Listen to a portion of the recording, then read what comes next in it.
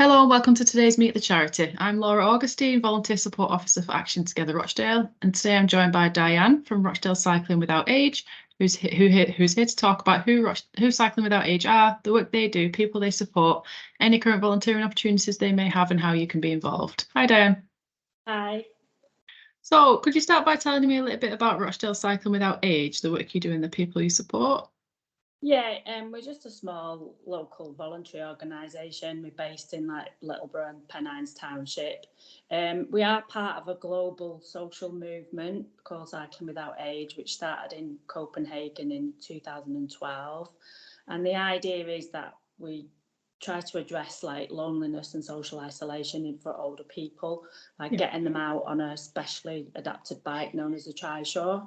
It's not about running a race, going on a cycle race or anything like that. It's about helping people who have limited mobility go on what's the equivalent of a walk, but it's a slow cycle ride, and chat about their life and share their stories, and have a good chat with them. Really, we stop for a brew. We will also support other people, not people with mental health issues or people like learning disabilities or physical disabilities, but our main aim is to address loneliness for older people. Oh, excellent. And you do have set routes as well, don't you, throughout? We do, yeah. We've got two trishaws. We've got one based in Smithy Bridge. So with that one, we go around Hollingworth Lake, which is really nice. And then we have one based at Hare Hill Extra Care Scheme in Littleborough, and we have a little bit of a route, but that does entail more going on the main roads. But we do get a lot of waves and toots of the horns and things like that. So, and we do risk assess all the routes.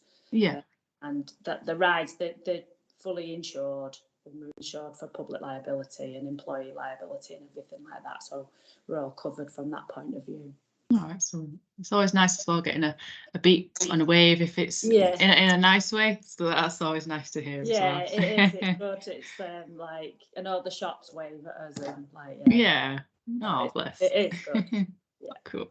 So you mentioned you're based in Littleborough, which is great. So could you tell me about any volunteering opportunities you currently have on offer? So we're mainly looking for we call them pilots. So it's the cyclists that take the trishaw out. Obviously, we're coming up to winter now, and it is pretty weather dependent because it rains a lot around here, and you can take people out in the cold, but obviously older people feel the cold more, so it's entirely up to them whether they want to go out.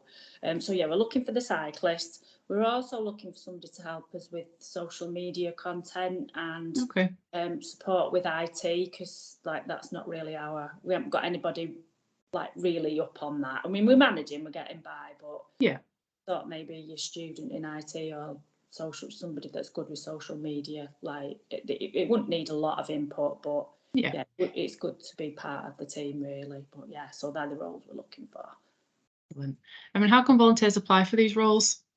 So we've got an email address, so they can email us. We've got two phone numbers. So should I give you the phone numbers now? Yes, absolutely.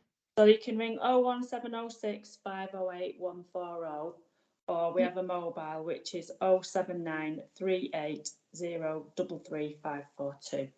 So if you give us a ring or email us, we do have a process. Obviously, the pilots are working with vulnerable older people from care homes and sheltered schemes. So you do have to have a DBS.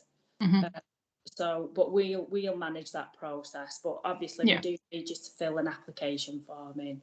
So if volunteers get in touch with us, we'll send out the application form. We need two referees. One of the board members will meet with the volunteer just to make sure that it's right for both parties. And then we give training on the trishaw until the pilot's confident, and different people have different levels of confidence, so we'll just keep supporting you until the volunteers until they feel that they're confident to go out on the bike. And we have a training presentation as well that we'll go through, and we we have a range of policies, so we expect volunteers to read through them and sign that they've understood them and that they've read them. And then we have a volunteer agreement, and we do ask that you do a minimum of 6 rides a year. Okay. Obviously, we're putting effort and expense into your training and that, so we do want to get something back from it. In terms of the DBS, we pay for that, and obviously the volunteers have to provide their information, but we sort the process out with them. So cover all that. Okay, that's great. So you've kind of answered the next question, because the next question was the volunteer process, which is great. And maybe the next one as well. So the next one is kind of, when will the volunteers be required? So I know you expect 6 rides per year, but is that as and when? Is they giving a bit of notice, or is it? What we tend to do, we'll work out when people want a ride. We've got a number of volunteers, so we'll just find out whether we'll try and match the volunteer up with the rides. Okay. So we organise all that.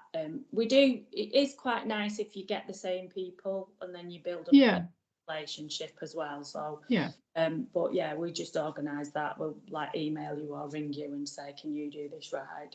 We've got a WhatsApp group, so we tend to put it on the WhatsApp group as well. So who's free at this time, or and that's how it.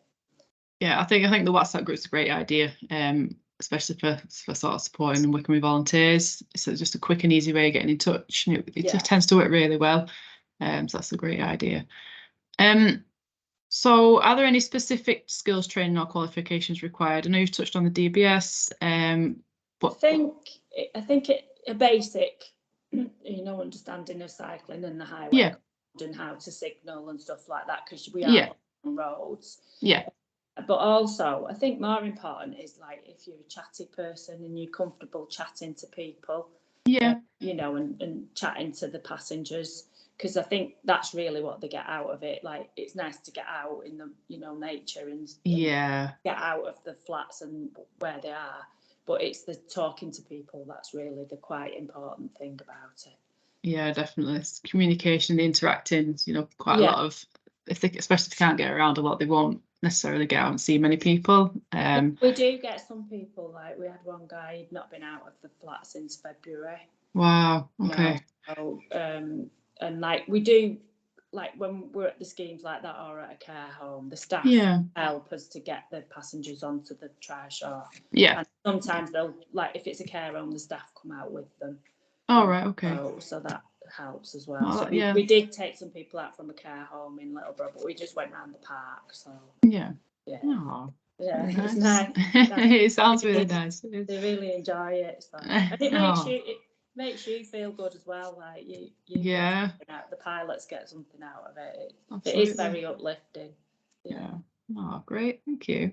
You've mentioned training. Do you offer volunteer expenses if they need travel to get there and things? We have an expenses policy if you've got to get obviously if you've got to get to Littleborough. And you can claim the travel expenses. I'm not sure of the details at the minute, but we do have an expense policy. Oh, that's great. You've touched on DBS. Obviously, they will require a DBS check. So that's fine, and that's obviously done by yourselves. So it's no cost to the volunteer at all. So how do you support volunteers in their role?